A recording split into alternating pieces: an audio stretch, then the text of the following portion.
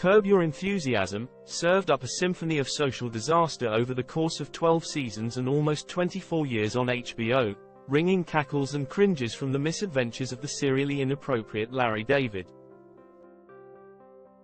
David, playing a version of himself who could get away with saying and doing the kinds of things that would earn most people a punch in the nose, delighted in pushing past the conventional limits of TV comedy acceptance, at least in the show's early years, when shock was more possible than it is today.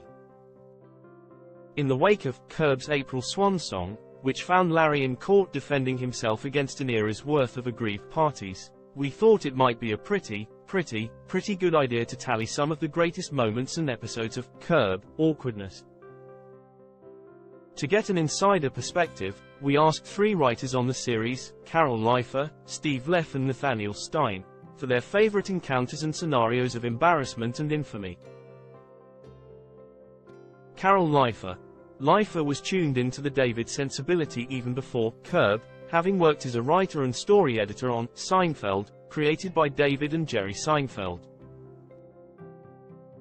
The first Curb episode she mentions is The Doll, Season 2, Episode 7, in which Larry gives a little girl's doll a haircut, deals with a restroom that has no lock on the door and has to chug water non-stop under doctor's orders.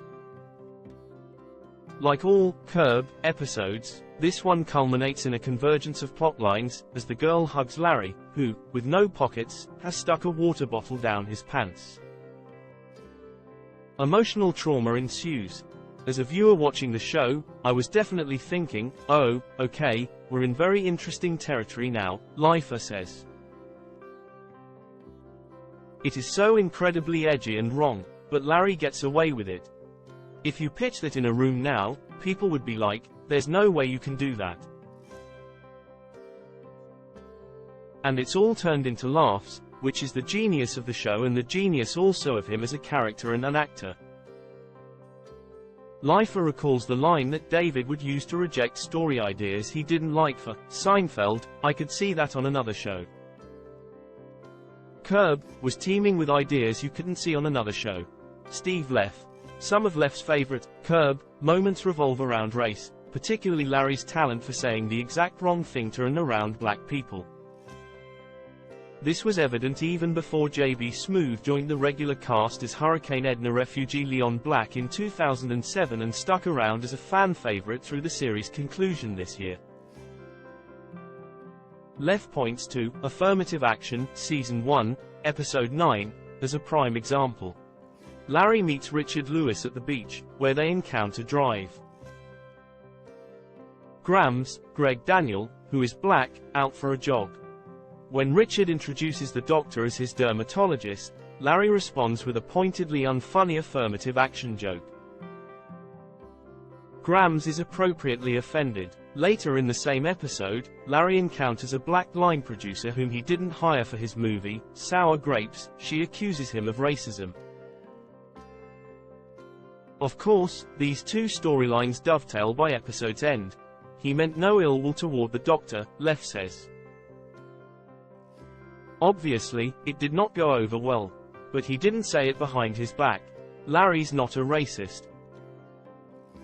H is just sometimes an idiot. Like he tells Richard, sometimes I say dumb stuff around black people. He owns that. Leff sees the affirmative action incident as one of many examples of Larry making bad choices, rather than experiencing bad luck. He chooses to make this joke. In Larry's own words, I was just trying to be affable. For some reason, he thought that was a friendly way to ingratiate himself to this African-American man. That's his own doing. Nathaniel Stein. Stein was a Curb superfan before he joined the series as a writer. The only reason I'm able to contribute anything to Curb is because I have seen the episodes 50 times each, he says. One of Stein's favorites is Chet's Shirt, Season 3, Episode 1, which features another of Larry's great talents, lying. Here Larry has begged off a social engagement with his dentist, Dr. Blore, David Pasquesi, by lying about an out-of-town trip. As bad luck would have it, Larry runs into another of Blaw's patients, Bert Bondi, Chris Barnes, at a clothing store when he's supposed to be out of town.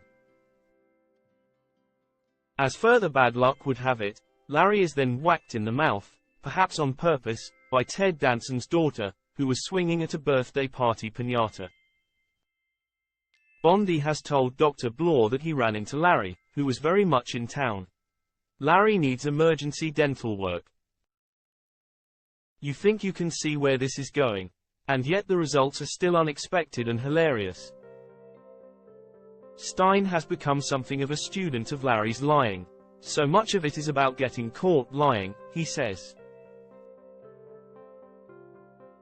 You never know exactly how it's going to happen, and it often happens in a way that you don't think it's going to happen. However, there are also times when he doesn't get caught. Sometimes he lies for absolutely no reason and gets away with it. And I love that. Larry is the lying, socially inept, passively offensive curmudgeon you wouldn't be able to stand in real life. And we will miss him dearly.